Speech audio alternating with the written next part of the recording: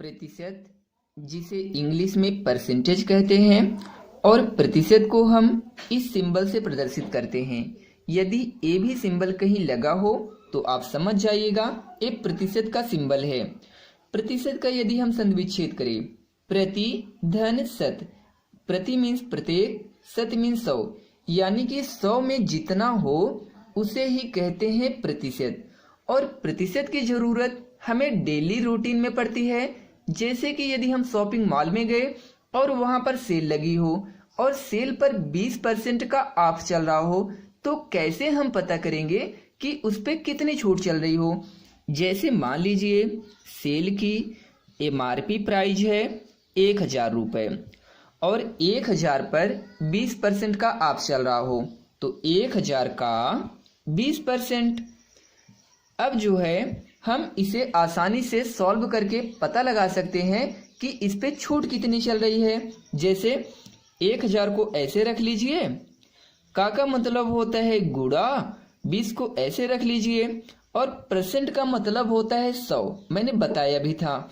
तो बटा में क्या कर लीजिए, 100 कर लीजिए।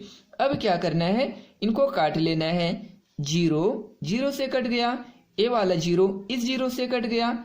अब 20 बचा और 10 बचा, तो इनका कर लीजिए आप गुणा। 20 दहा में 200, यानी कि हमें 200 रुपए की बचत हो जाएगी। Okay dear. अच्छा, दूसरा क्वेश्चन लेते हैं।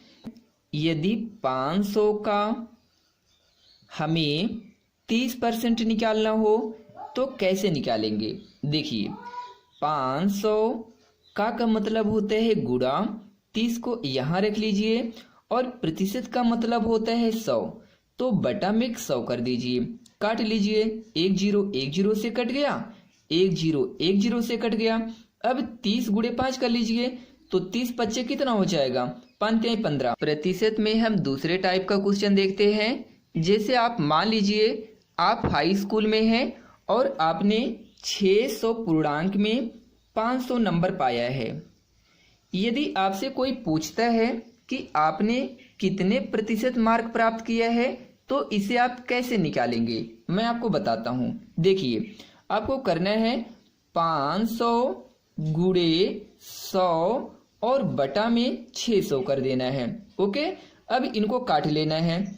1 0 1 0 से कट गया, 1 0 1 0 से कट गया। अब 500 का गुणा 1 में करेंगे तो कितना आएगा, 500 ही आएगा, और बटा में कितना हो जाएगा, 6 हो जाएगा। अब क्या करना है, 500 में 6 से भाग कर दीजिए। यदि आप भाग करेंगे तो इसका आंसर आएगा 83.33, यानी कि आपने जो है 83.33 मार्क प्राप्त किया परसेंट। Okay dear. जैसे मान लो आपने 600 में 400 नंबर प्राप्त किया है, तो आप कैसे पता करोगे कि आपका कितना परसेंट आया है। इसके लिए 400 गुणे 100 और बटा में 600 कर दीजिए। काट लीजिए, 1 0 1 0 से 1 0 1 0 से कट गया। अब 400 बटा 6, अब 400 में 6 से भाग कर लीजिए, तो इसका आंसर आ जाएगा 66.6% के समथिंग। ओके, अब भाग कर सकते हैं।